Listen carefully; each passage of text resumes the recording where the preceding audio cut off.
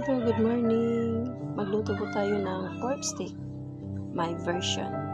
Pinapakuluan ko muna siya dahil naka-frozen.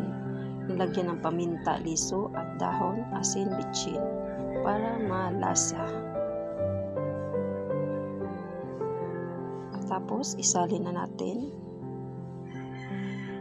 at itabi natin yung sabaw.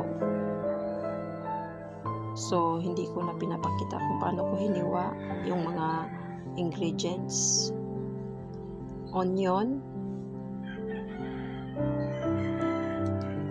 bawang, at bell pepper.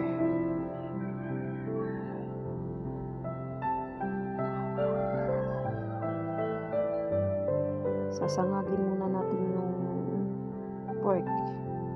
Luto na yan kasi inano ko yan eh.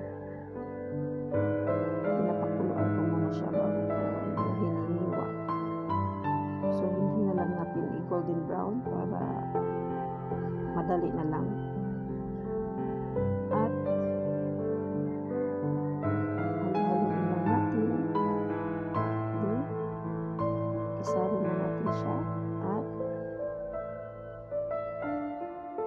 ang ahos o bawang, pepper. Tapos ilagyan natin yung pork. Tapos paminta, durog. Lagyan na rin natin yung cornstarch na hinalo ko sa sabaw. Yung pinapakuluan kanina. Nilagyan ng sugar konti at toyo at ihalo-halo lang natin. Ubusin lang natin paglagay. Lagyan ng magic sarap, ginseng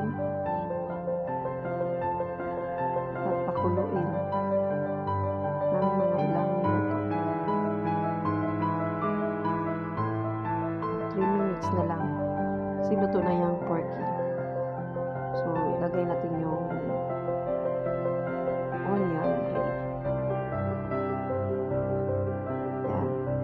Tapos magsali na tayo at happy eating. Kain po tayo.